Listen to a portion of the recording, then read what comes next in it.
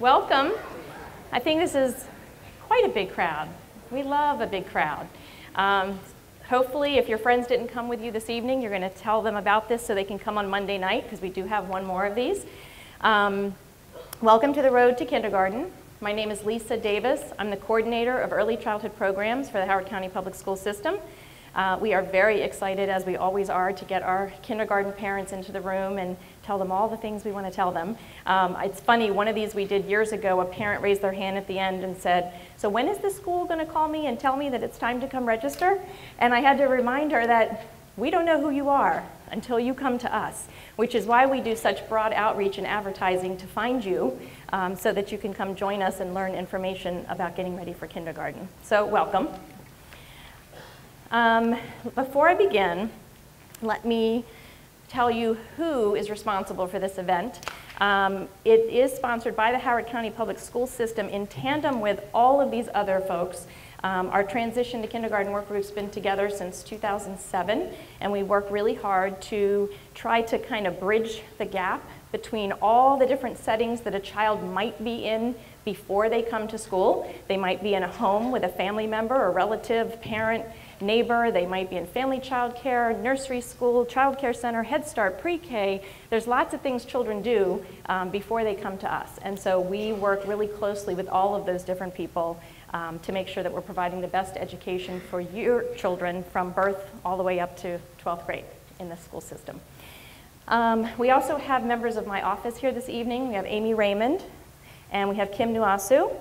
And then all the people that you saw outside helping you wearing the white shirts, they were members of the school system, teachers, there were child care directors, child care teachers, and then all of the volunteers in the cafeteria are licensed child care providers volunteering to take care of your children. So just a few reminders before we get started. Make sure your cell phones are turned off, at least the ringers are turned off, please. And if you need to take a call, of course, you can go out into the hallway. The child care room is available for all children ages 2 and up. If you did keep a child in here with you, that's absolutely fine, but they might get a little bored. So if they need to talk, walk, cry, anything else, feel free to go out into the hallway with them. And I also need to tell you, since we are such a large crowd, that we do have an emergency evacuation plan in place. In 10 years, we've never needed it, knock on wood, but because it's everybody's habit to go out the way they came in, I need to make sure you know that is not the way we want you to go out, because that is not the closest way out of this building, and we don't want you all running to grab your children in a chaotic moment. So the child care volunteers and all of the other volunteers are trained on what to do. They're going to be taking the children right outside because they're near that front entrance. All of you would be leaving this way. There's doors there, there's doors here, and there's an outside door right here, and we would all meet at the big electronic marquee sign out in the front of the building. But it's not going to happen. But I took care of letting you know, okay? So the plan for tonight is that we want to give you really 3 main things. First, we want to talk a little bit about readiness and what school readiness really means, because you still have almost 9 months to go until your child starts kindergarten.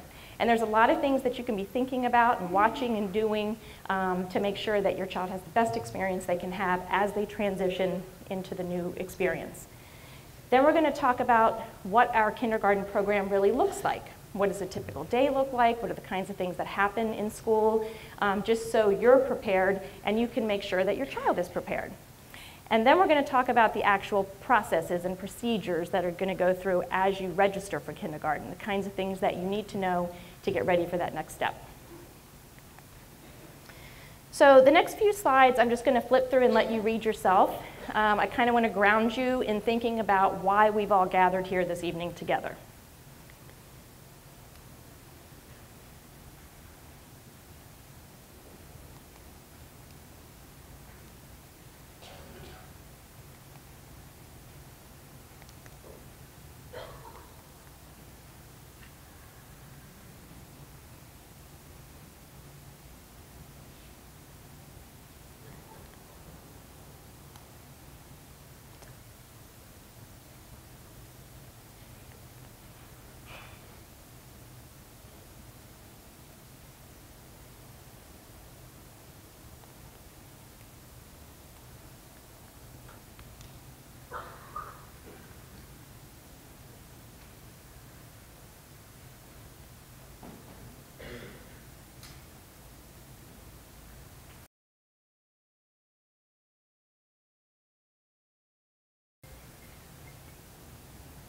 And on that note, welcome to the class of 2031. Rah, rah, 2031. Take a deep breath. It's all good. So we really are here to support you all the way to 2031, and your child is going to be so successful because you are sitting in these chairs tonight. I do want to kind of give you a feel for the plan for this journey into kindergarten. Right now we're at the bottom of this pyramid. This is the county level information. So this is coming from the Early Childhood Programs Office, which is responsible for programming and staffing and curriculum and purchasing for all of the kindergartens in the county. We have close to 200 kindergarten classrooms in 42, about to be 42, elementary schools. And we have about 4,000 entering kindergartners. So the information that we're giving you tonight is the information that we know is the same across all 42 schools. It's the kind of things that we can tell you that we know everybody needs to know. But then, when you leave here and you go register for kindergarten and you enter your school, you're going to learn a little bit more that might be different about school A than school B than school C. You're going to have a community at that school with different staff and different parents and different activities, and you're going to get to know that place a little better. And then as you move towards the fall and you find out who your child's teacher is, you're going to learn even more specifics about that classroom and how that classroom works and the kind of people you're going to be working with and the environment that your child will be in. So tonight we're here at the county level, and then as you progress from now until September, you're going to be moving to the top of that pyramid. So what does ready for school mean? Real life experiences are probably the most important thing a child needs to be ready for school. It's not about the workbooks, it's not about flashcards. Honestly, it's not even just about reading books to them, although that's awfully important. It's about taking them places, anywhere, and talking to them about it, and asking them questions, and letting them talk to you about it, and letting them notice things. And it's not places that cost money. It's everywhere, the grocery store and the park and the zoo and a museum and walking around the neighborhood looking at things and taking them places. My son used to love going to watch construction vehicles anywhere we could find them. We would just park on the side of the road and look at the new houses being built so that he could name all the trucks that he saw. So children love to see new things. They've only been on this earth for 4 or 5 years so far. There's a lot out there that's new to them that they want to learn more about and be an expert on and tell you about and ask you things about and be able to tell other kids about it. And the more that you give them those opportunities, the more stuff they have to bring with them when they come into school. And it goes right along with this early vocabulary and literacy exposure, because reading books is important, but there's only so much you can learn from a book if you don't have these experiences to connect it to. So when a child sits down in a reading group for the first time and opens up a book and the teacher encourages the children to look at the pictures and talk about what they notice and ask questions, the children that don't have the prior experiences really don't necessarily have as much to talk about. They don't know all these things in the book. They haven't seen those things before. They don't have words to describe them. And then the other children, it doesn't matter if anybody's reading or not. The point is that they recognize the things that are in the book and they can have conversations about them. Oral language is so important. And we know from research that 30 million words are what children are bringing with them to school that they've heard before if they're in a language-rich environment. More than 30 million words, because there's a gap of 30 million words between children who don't have those experiences and the children that do. They don't know how to say those 30 million words. They're not using them in conversation, but they've heard them. And so those synapses in their brain, those neurons are connecting, and they are ripe and ready to attach it to some kind of learning. So if I teach you nothing else this evening, I want you to spend the next 9 months going places and talking about all the things that you see, and make sure your child has as much opportunity to talk back to you as you are talking to them. Areas of competence and strength, this goes along with the young curious minds in the sense that we want all children to enter school confident, willing to take risks, willing to ask questions, willing to ask for help, and really understanding that they don't know everything yet.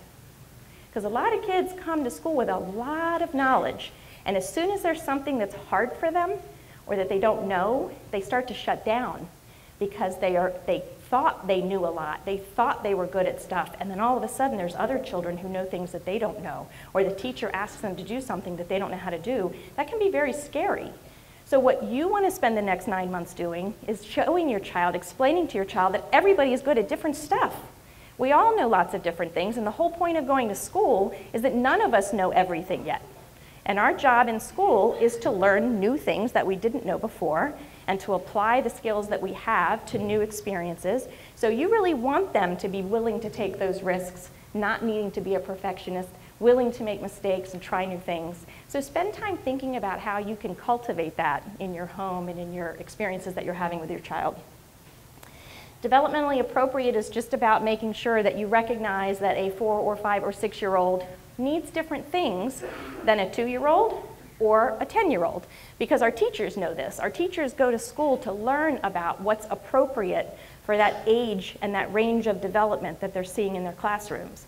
And so we know that children have to move to learn. They have to hold things in their hand and feel them and touch them and experience them to learn. We know that children need opportunities to talk to each other, but also need time to kind of be alone. And you'll see when Amy talks later how our day is organized around those developmentally appropriate activities. But you want to make sure that you're giving your child exposure to all kinds of things like glue and scissors and all these things that make your house messy. They need to be trying new things and experimenting with them so they don't walk into school and feel like everything is something that they're seeing for the very first time. You want them to feel comfortable. Our job is to teach them, but if you expose them and they have something to connect to, they're going to feel so much more comfortable when they enter the classroom. Okay. So we really pay attention to the whole child. Our job is to make sure that we are teaching them every content area. What you see up here is a representation of all of the domains of learning that we focus on in both pre-K and kindergarten. We look at language and literacy, mathematics, science, social studies and health, physical development, social, emotional development, fine arts. We want to make sure that we're giving children well-rounded experiences. And also, when they come in, we have to find out what they already know about all of these things. So in the summer, in the fall, the teachers are finding ways to get to know your children and in all of these different areas, through observation, through asking questions. The more that they meet them and talk with them, the teachers know the kinds of things that they're looking for to be able to pinpoint what are your child's strengths, what are your child's needs, so that they can program appropriately for them when they start school. Now, I'm going to tell you a story because Amy says I have to tell the story and I can't figure out where's the best place to tell it, so I'm going to tell it now. Some of you had children that started walking when they were 9 months old, and you thought your child was gifted. Admit it. And some of you had children that didn't start walking till they were about 13 or 14 months old, and you were in an absolute panic because all your friends' kids were walking and yours wasn't yet, and you thought he was behind. Then a lot of you had children that started walking around the typical age, which is about 12 months, and you were like, ha-ha, we're right on track, everything's good.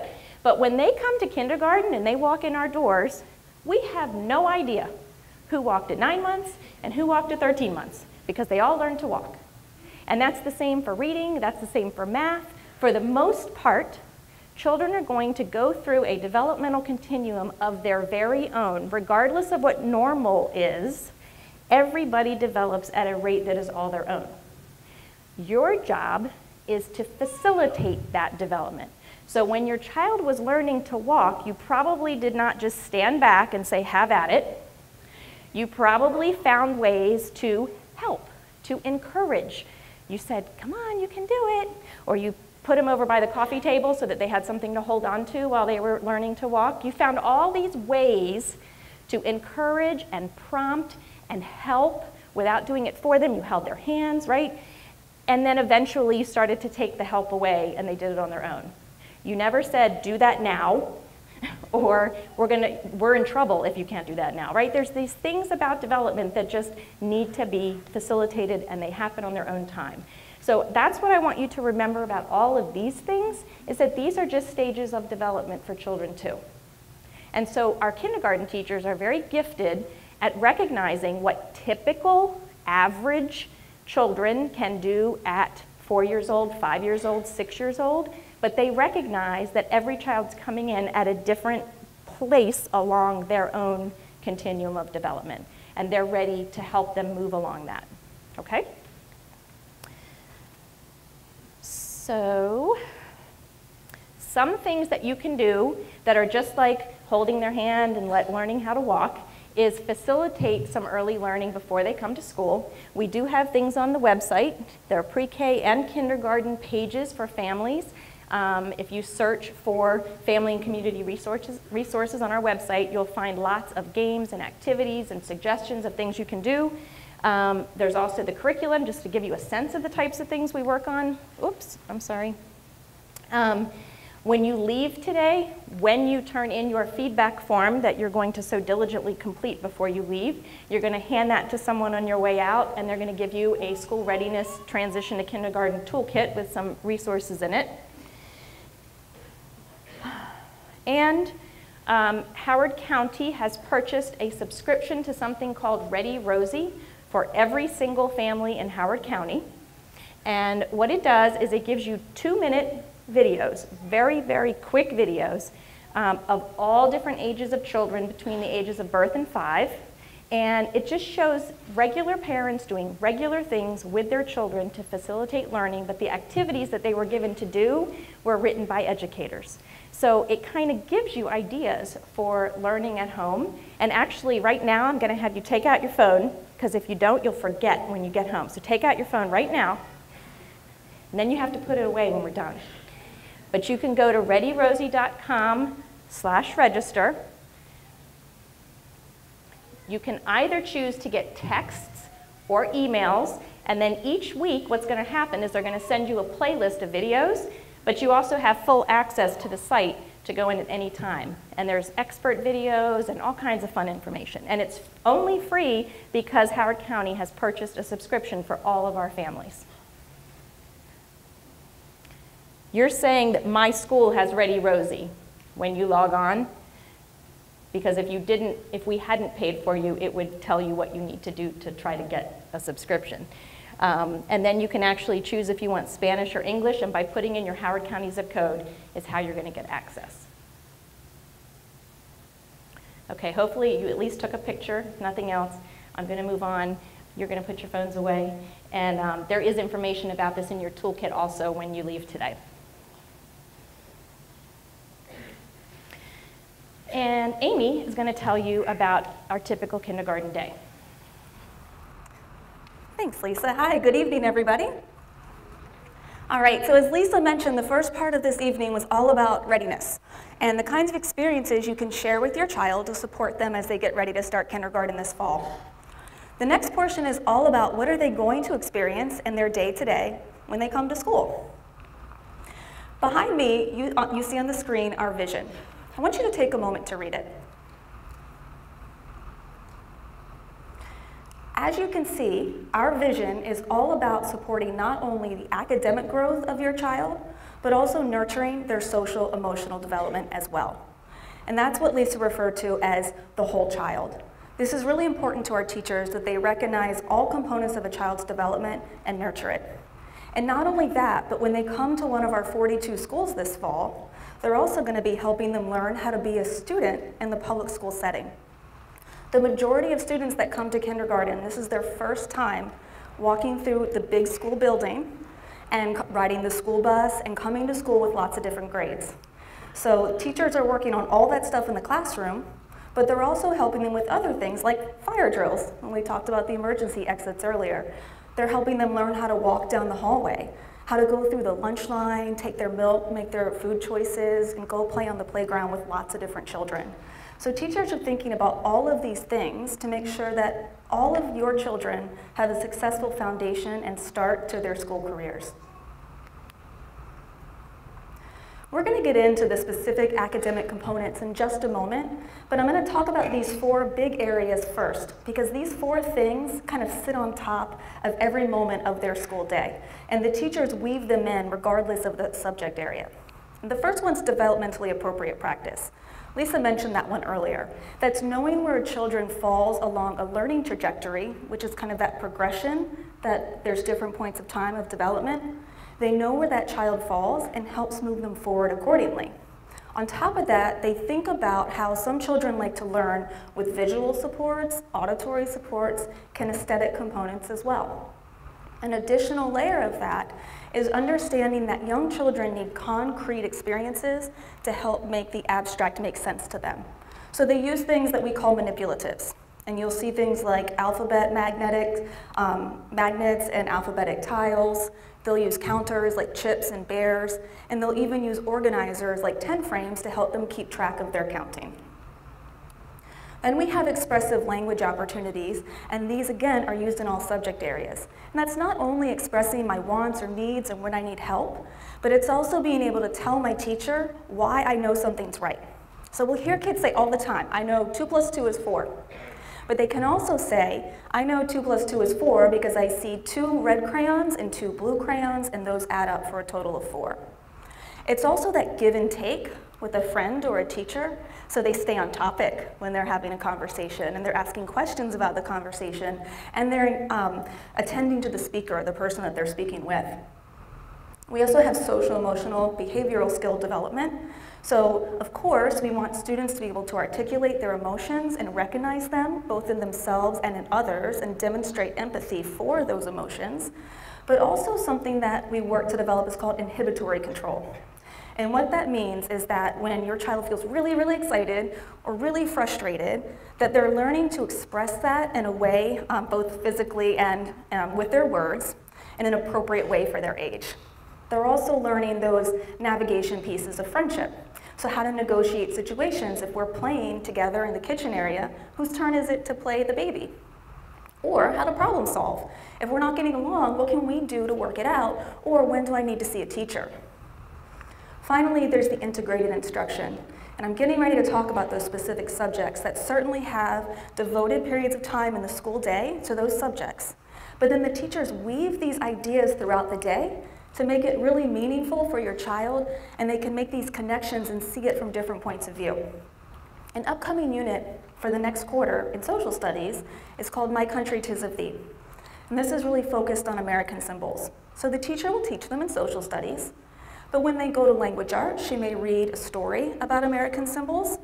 When they go to writing, they might write informational pieces where they share facts about those symbols, or they do an opinion piece where they state which one's their favorite and back it up with reasons why. When they go to center time, they may use blocks to build a model of an American symbol, or they may use paint to paint a portrait. So this is the schedule. The kindergarten day is 6.5 hours long. And this schedule is just a sample. Your child's schedule may be in this order. It may be slightly different depending on the needs of the school. And we'll get into specific time components in just a minute. The first thing is arrival and morning work. So students come into kindergarten, they ride the bus, they walk to school, or they're in the car loop. And Lisa's going to talk about how you find out how your child comes to school. But whichever way they come in, they're coming in all together with the rest of the school. And there's teachers stationed at the bus loop, at the car loop. There's waiting to help guide them to where they need to go. And then there's their homeroom teacher who's waiting in the classroom to greet them there. And I'm telling you this part because this might be a change for you for what you're accustomed to in your child care setting. In child care, it's very common where when you go to the car loop, you get to talk to the teacher and drop the child off there and kind of have a little bit of conversation, or you may take your child down to the classroom and help them get unpacked. In the elementary school, they're going to be walking in by themselves with the rest of their classmates. So you say your goodbyes at the car loop or the bus stop. And I want to tell you that your child may or may not have some days where that transition is a little bit hard for them. And that's normal. You know, I taught kindergarten for over 10 years. And every year there were some students where that transition was a little hard. But what I can tell you is that by the time they walk through that front door with all their friends, and they walk into the classroom and the teacher greets them by name and says they're so happy they're here today, they feel much better. You may still feel a little weepy, but your kid is feeling good and excited to be in school. And the teacher has set up things purposely in the classroom to help bring the children in and get them ready to start their day. They take down chairs, they set out materials, they hang up their backpacks on their own, they answer questions about the day, they take out their lunch boxes or place their lunch orders.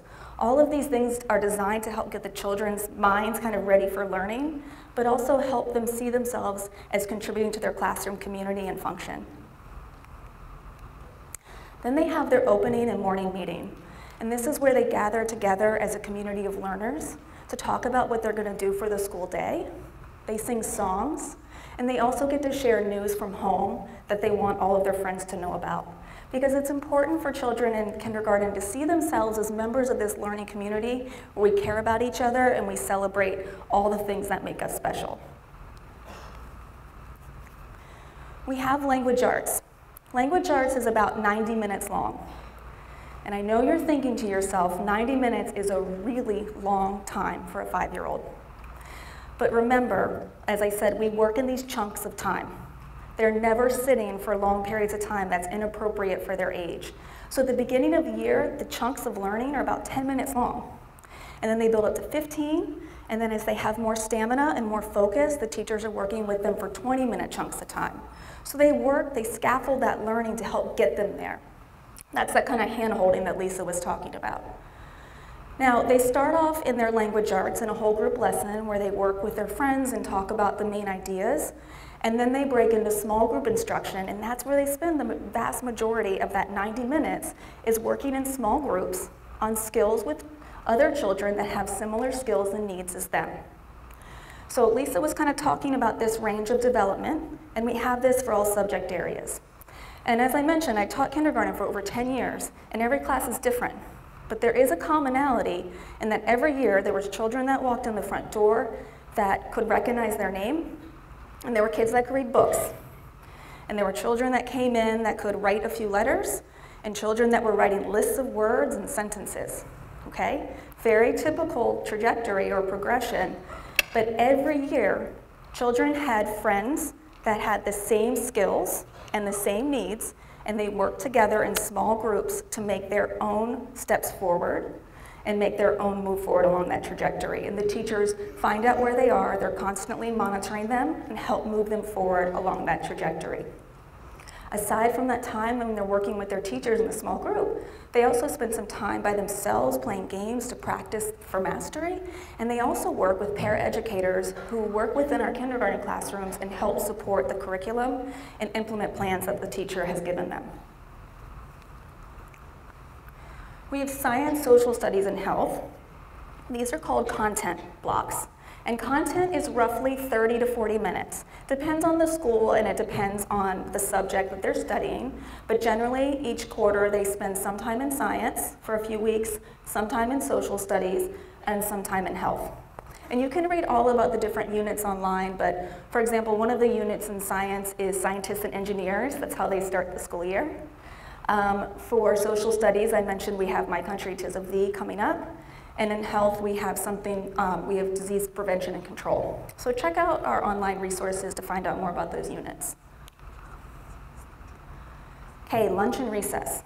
Lunch is 30 minutes. Recess is 30 minutes too. And they have recess every day. And we try to go outside as much as possible, so make sure your child is dressed appropriately. Lunch is 30 minutes, and I'm going to come back to this because it may seem like a long period of time for you. But by the time children get through the lunch line or get to their table and start to get unpacked and then realize I'm sitting next to my friends and I can't wait to tell them this great story about what happened on the playground and what are we going to be doing later this afternoon in school, and before you know it, time's running out and we haven't even started eating. So I'm telling you this now so that if you're like me and you have family members who are grazers that kind of like to walk around and then go do something and come back and eat a little bit more, help your child get accustomed to eating for this period of time of about 30 minutes. And if there is one place where you could volunteer, particularly in the first month of school, it is here. because this is a really big thing to be in the cafeteria, and there's milk cartons that needed to be opened, and containers, and juice boxes, and the baggies of apples. So definitely talk to the teachers if you would like to volunteer, because they'd love to see you there. Okay, we have take 10 and quiet time. These aren't very long periods of time. They're maybe about 10 to 15 minutes throughout the school day. Teachers kind of sprinkle in those take 10s, and what they are is just breaks. Many times they're movement breaks, just to help children kind of reset for their learning. And quiet time is not nap time. It's more of a time for them to rest themselves and kind of be inside their own heads for a little bit without someone asking them to do something. Because even though they go to recess and that's a break, there's rules. And even when they go to centers and are playing with their friends, there's rules. So quiet time's a really great time for kids just to take a moment, be relaxed, and collect their thoughts. We have mathematics every day, and it's 60 minutes long. Mathematics is very similar to language arts in that, again, teachers get to know your children, they know where they are and where they need to go, and they plan accordingly. Again, they start off with some whole group lessons, and then they work in the small group with friends with like skills and needs to help focus their learning and be really specific to their learning plan. Mathematics in particular is where we use a lot of those manipulatives to support concrete learning. So you'll see kids playing games, using lots of materials to show their learning. It's a really fun and active time, and for most of my students, this was one of their favorite subjects every year. We have related arts every day. Depending on the subject, related arts is 30 minutes to 60 minutes, so an average of 45 minutes every day, give or take. You'll get more information from your teacher for the length of time and which one they have during the week. That's important for you to know so that you can have your child wear appropriate shoes, particularly on those PE days. The other good thing for you to know about that is that your children, when they come to kindergarten, they have their homeroom teacher that they've bonded with and they get to know, and those para-educators. But then on the first day of school, they may go to art class and meet the art teacher for the first time, and then meet this teacher and learn about their rules in their classroom. So that's something important for you to share with your child when they go to school, particularly in those first few weeks. You know, get excited with them. Say, hey, you're going to get to go to art today and meet your art teacher, or you're going to meet the PE teacher, and so on. And that just helps them, you know what's coming up and feel secure in their schedule. Finally, we have student-selected activities. This is roughly 30 to 40 minutes every day as well. And this is when children are playing and really bringing their learning to life. So they have things like blocks and dramatic play where they can dress up as different community workers, for example, and kind of explore what those roles and responsibilities are like. They have art where they're painting and using materials like scraps of paper to make new creations. They have math centers, writing centers, computer center, and so on. This is a chance for children to select where they want to play with peers, and then practice the skills that they've been learning with their teacher. So practice some of those academics, but also practice those social emotional skills, like working with friends in different stations. So that's their day. It's busy and engaging and fun, and those first few weeks they're going to be exhausted. Very, very tired. So we're just going to warn you now that they may come home to you a little bit cranky. So just remember that they're putting all of their energy into all of these great things that they're doing during their school day. There's a couple things I want to point out. Our class ratios are roughly 1 to 22. Some schools are a little smaller than that. Some schools are a little larger. It just depends. Some of our schools have 2 kindergarten teachers. Some have up to 8. So it, again, depends on the school. Regardless, they're planning together to develop that kindergarten program that's based on that vision and all of these components that I shared for you here. You know, we have children that come to kindergarten that walk in and they just turned 5 on August 31st. And in the same classroom, there's a child that turns 6 on September 2nd. Teachers meet the children where they are and plan for their needs. That's that differentiated instruction. For children that are 5, and thus this is their kindergarten year, but you feel very strongly that your child is not ready to begin kindergarten yet, you can apply for a waiver. It doesn't happen often, but that is an option for you. Likewise, if your children is 4, but will be turning 5 between September 2nd and October 13th, you can apply for early admission. Information about early admission and the waiver can both be found on our website. All right, so let's now get into the registration part, and Lisa's going to share how you get all those resources and materials on our website. So I was laughing when Amy was telling you that your children are going to be tired. They're going to be knocked out those first couple of weeks, and they're going to be cranky and rude and obnoxious. So just remember this moment when we told you that, and forgive them, at least for the first month of school, because they really are using everything in themselves to hold it together all day for us.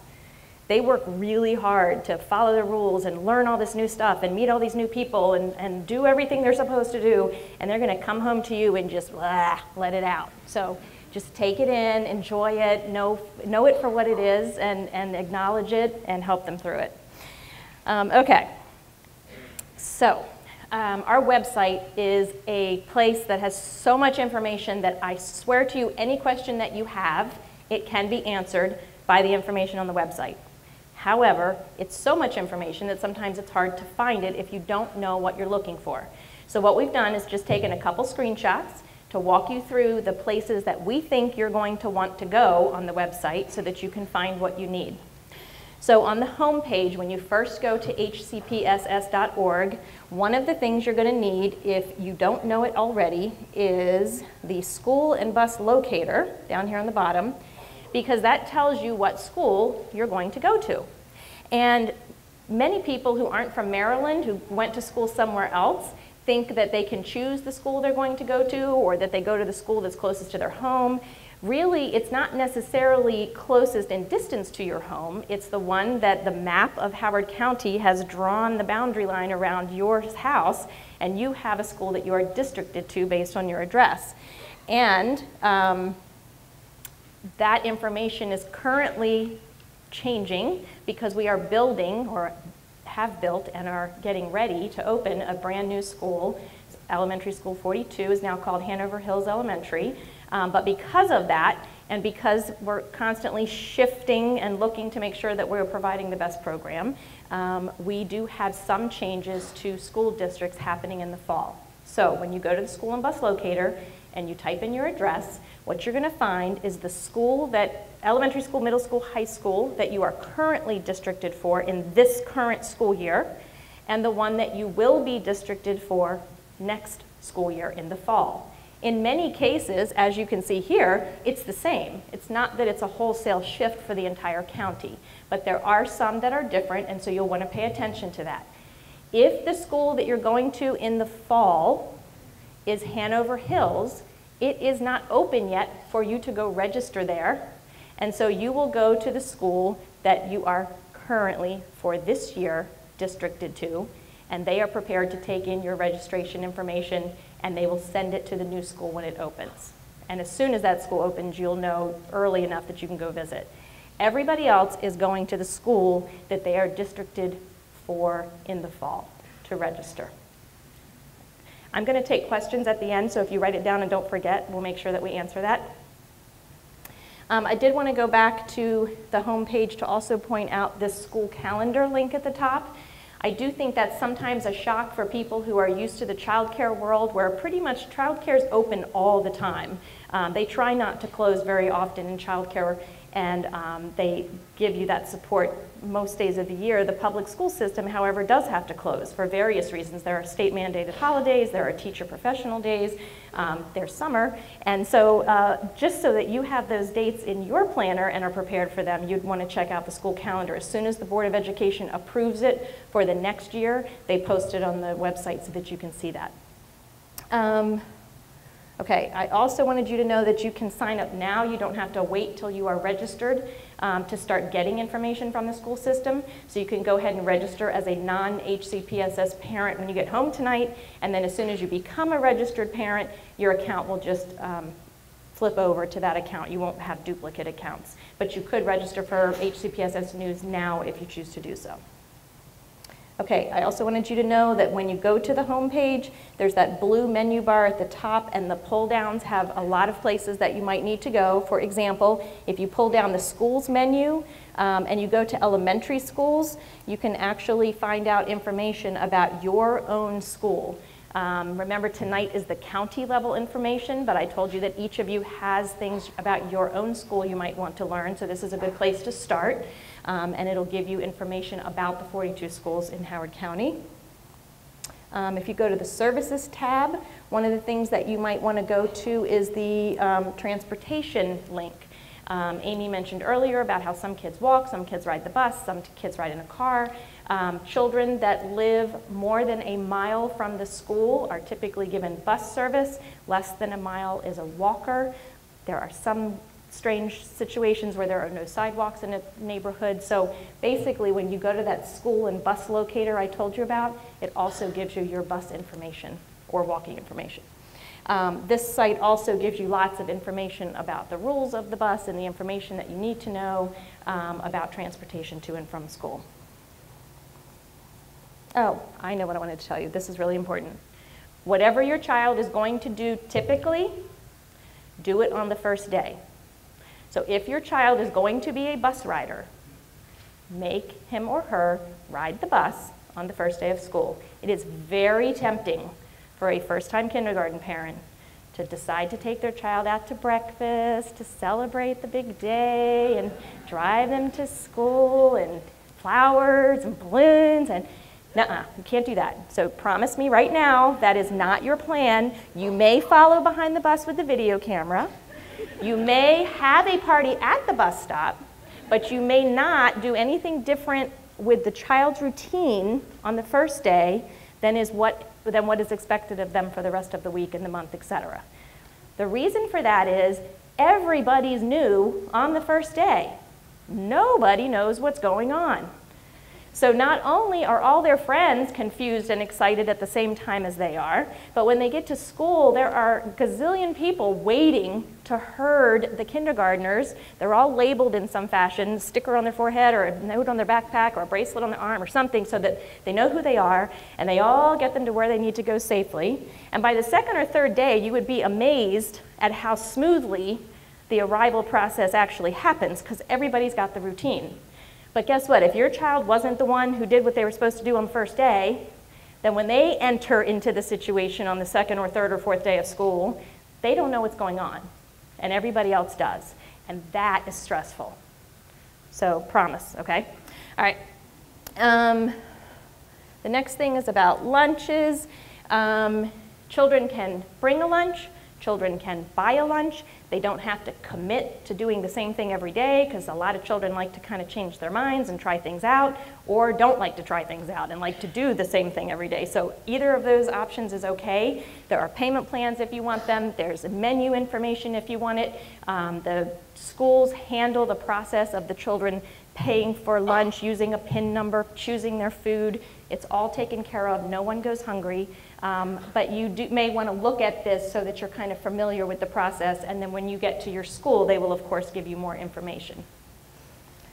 And allergies information is on there also. I know there are always some allergy concerns. This is a big one because typically child care centers open at 7 in the morning, close 6 at night, and you're able to get to and from work without much of an issue. A lot of people don't realize until this very moment that they're sitting here that, oh my gosh, elementary school might not start until 9:30 in the morning. What am I going to do with my child in the morning when I have to go to work? So if that's you, just know that there are offerings of before care and after care in the schools. Every school has this through Rec and Parks, Howard County Recreation and Parks, or Columbia Association offers it at each school, but they fill up fast. And so we've learned after all our years of doing this that this is something we needed to tell our kindergarten parents early because they often didn't know that they needed to sign up for it, and by the time they found out, the slots were filled. So if this is something you think you might need, you should call Recreation and Parks or Columbia Association.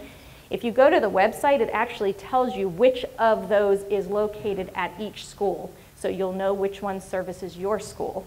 And they actually host the child care services on site at the school, so that's where the kids come and go before and after. If those fill up, or if that's not a program that you want, You can call the care center. They have options they can tell you about because there are various child care providers, either family providers or centers in those neighborhoods that often are known for helping to take care of the children before and after hours. The academics tab will give you information about the curriculum. I'm not going to go through that because Amy gave you a good overview, but I just wanted you to know it's there. A lot of people have questions about special education or gifted and talented or other services that we provide in addition to all of the content areas, so all of that's there if you need it. There's a page just about getting ready for kindergarten, and it has a transition timeline, so it has ideas at the bottom of this page about things that you can do in the winter now, things that you can do in the spring, things that you can do in the summer to support your child's transition, and then it also links you directly to the enrollment information that you need to know. So when you go to the enrollment page, it gives you frequently asked questions, it gives you steps to follow, it tells you all about the things that you need to know, and of course we're going to throw one wrench into it. Everything up there is going to be a little bit different because we're going to pilot online registration this year with our new kindergarten families. So that information is not up there yet because they're actually working out all the kinks in the system right now. But you will have information available on the website to you before it goes live so that you can fill out the forms online just to save you time when you come into the school. You still have to come into the school because we still have to know who you are. We still have to prove who you are and prove where you live and prove that that's your child and all those good things. But it'll just save some time on both ends for you to be able to fill out the forms online before you come. So these are the things you're going to need. This list is also going to be on the toolkit that you're going to pick up on the way out today to help you remember what you need.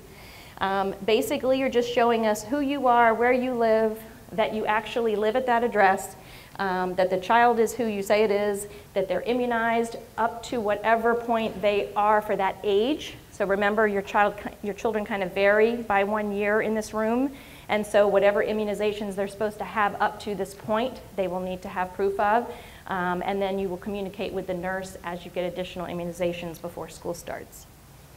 Proof of custody is only needed if, in fact, there is a custody issue. Otherwise, just one parent is okay to come and register the child. If you need language support, if you feel that English is not your first language and you would like to make sure that someone helps you through the registration process, you can go to the International Student Registration Center. They have interpreters and translated documents in multiple languages to offer you. Otherwise, you're going to go to your school to register. If your child is in a pre-K or rec program right now in a public school, they're in MINC or special education preschool, or they're a Learning Together peer, or they're in pre-K, you do not have to register again. Once you register one time in the school system, you're ours forever, unless you move or need to come prove something else, all the way through 12th grade. But you have to do it one time, and you have to do it for each child. I've had that question before. So even if you have an older sibling, already in, you still have to register this new child. But if you've already registered for pre-K, you don't have to go through it all again. You can still go to the new school to visit the school, but any paperwork that you need is going to be sent to you at your current school, and all of your records will be sent over to where they need to go.